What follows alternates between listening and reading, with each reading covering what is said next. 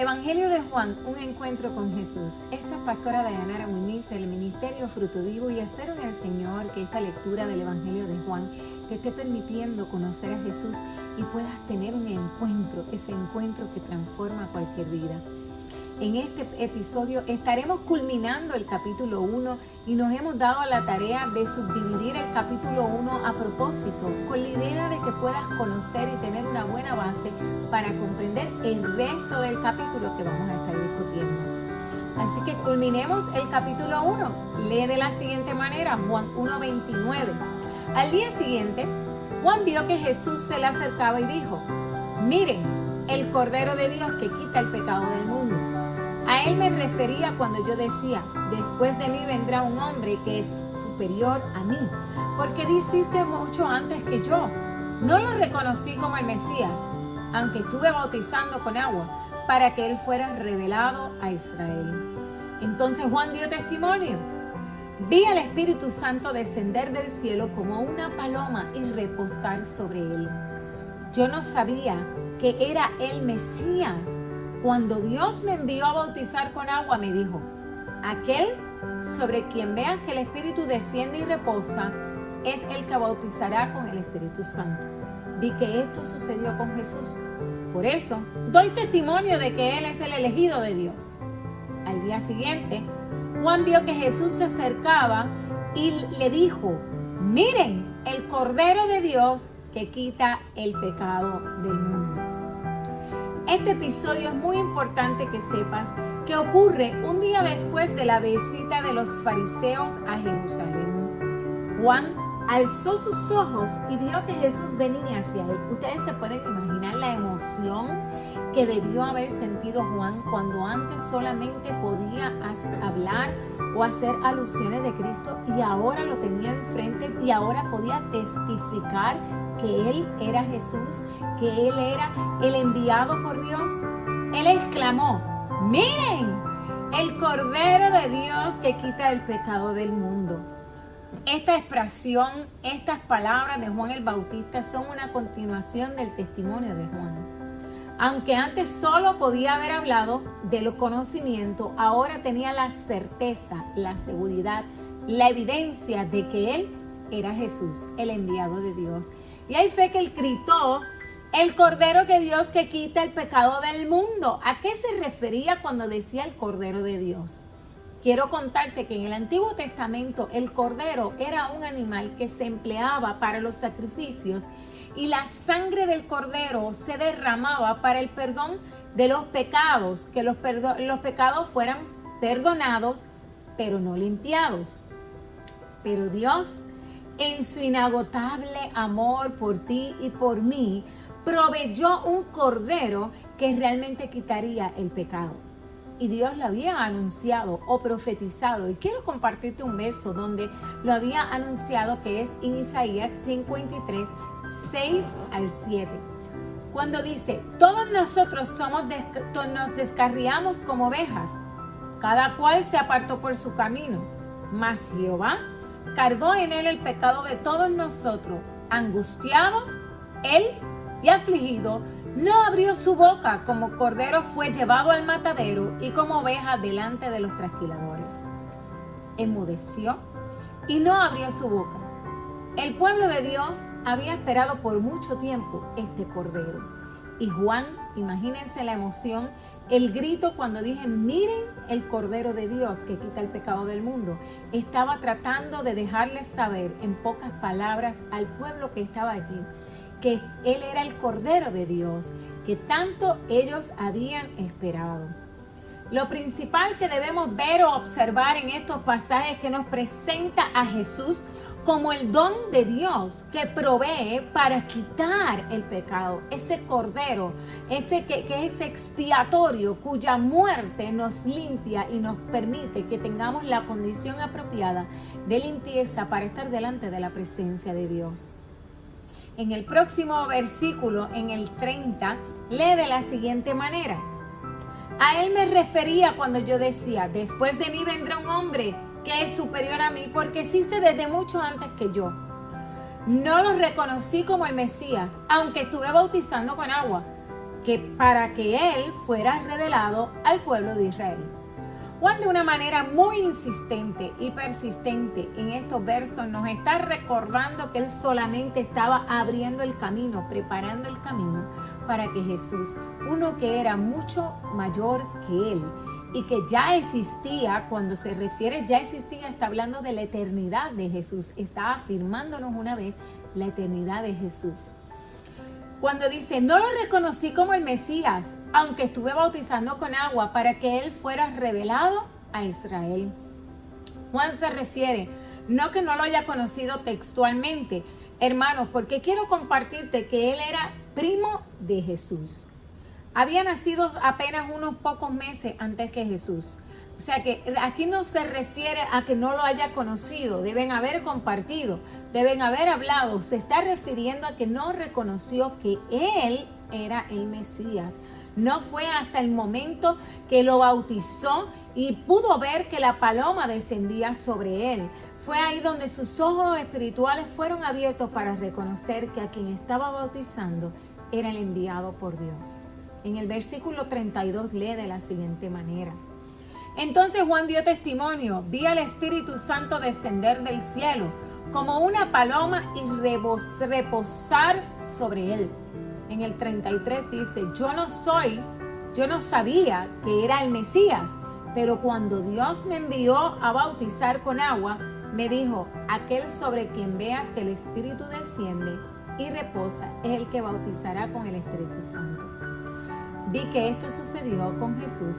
Por eso doy testimonio de que Él es el elegido de Dios. Los primeros discípulos, Juan 1, 35 al 43, lee de la siguiente manera. El siguiente día otra vez estaba Juan y 2 de sus discípulos, y mirando a Jesús que andaba por allí, dijo, he aquí el Cordero de Dios. Le oyeron hablar los 2 discípulos y siguieron a Jesús.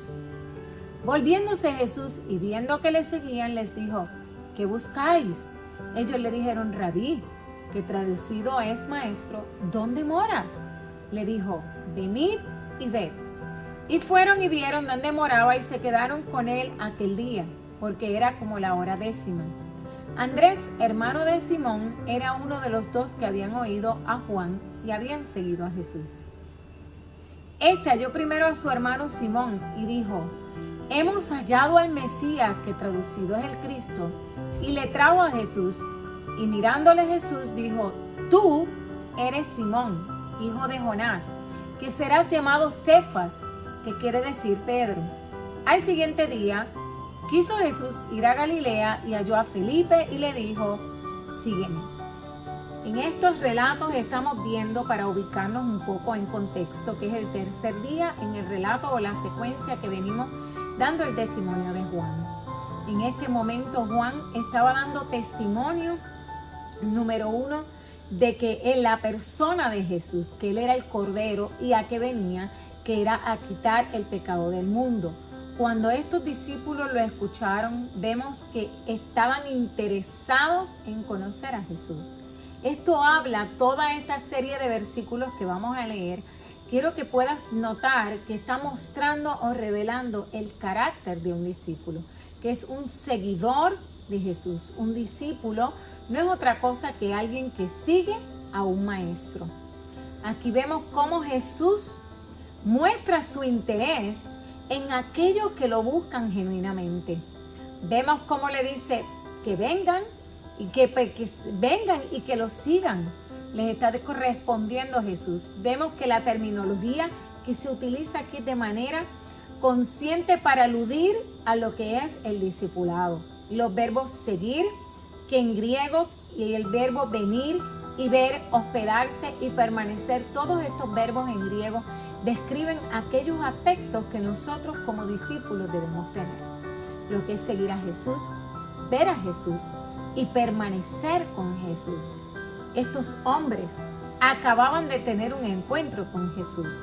Imagínense en el honor, el privilegio que tuvieron, que no solamente por preguntarle los invitó a venir a pasar el día con ellos, y especifica que era la hora 10:00, para dejarnos saber que había pasado tiempo con ellos, tiempo de intimidad. Esto nos habla que Jesús quiere que nos acerquemos para Él poder revelarse en la intimidad a nuestras vidas. Todo esto nos ofrece también que no solamente Juan está dando testimonio de lo que había ocurrido, sino nos revela la identidad del Mesías y la autoridad que tiene sobre los nuevos seguidores. Luego el relato continúa hablando de Andrés y el hermano Simón Pedro, que eran de los que habían seguido a Jesús. Quiero que notes algo. Andrés no es tan conocido como Pedro en la actualidad, pero es interesante saber que ese Pedro fue el Pedro que luego se tornó en pescador de hombres, como lo llamó Jesús.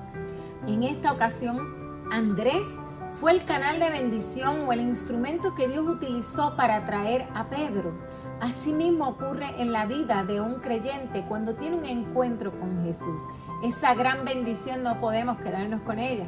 Y especialmente queremos atraer a otros para que tengan la experiencia, y en especial a los familiares. Y estamos viendo que eso fue lo que hizo Andrés cuando trajo a Pedro. Vemos que Jesús le dice Cefas, que en arameo quiere decir piedra. Pedro llegó a ser un hombre firme de carácter. ¿Y por qué te menciono esto? Porque en la antigüedad el nombre revelaba algo del carácter de la persona. Vemos aquí cómo Jesús le está diciendo, tú tendrás un carácter firme, y le estaba llamando Cefas. En Mateos 16 al 18, Jesús le dice, y yo también te digo que tú eres Pedro, sobre esta roca edificaré mi iglesia. Es interesante ver cómo este mismo patrón de discipulado lo vamos a ver en los demás de aquí en adelante, en Felipe y Natanael, que luego más adelante los versos dicen Jesús llama a Felipe y a Natanael. El siguiente día quiso Jesús ir a Galilea y halló a Felipe y le dijo, sígueme. Y Felipe era de Betsaida, la ciudad de Andrés y Pedro. Felipe halló a Natanael y le dijo, hemos hallado a aquel de quien escribió Moisés en la ley, así como los profetas, a Jesús, el hijo de José de Nazaret. Natanael dijo, ¿de Nazaret puede salir algo bueno? Le dijo, Felipe, ven y ve. Cuando Jesús vio a Natanael, que se le acercaba, dijo de él, he aquí un verdadero israelita, en quien no hay engaño. Jesús en este momento, como pueden ver en estos versículos, está describiendo en que en Natanael no había engaño, no había falsedad, como lo habíamos visto en el Antiguo Testamento, en la historia de Jacob, cuando roba la primogenitura de su hermano en Génesis 27:35. Entonces Jesús está estableciendo, este es un hombre íntegro, este es un hombre honrado.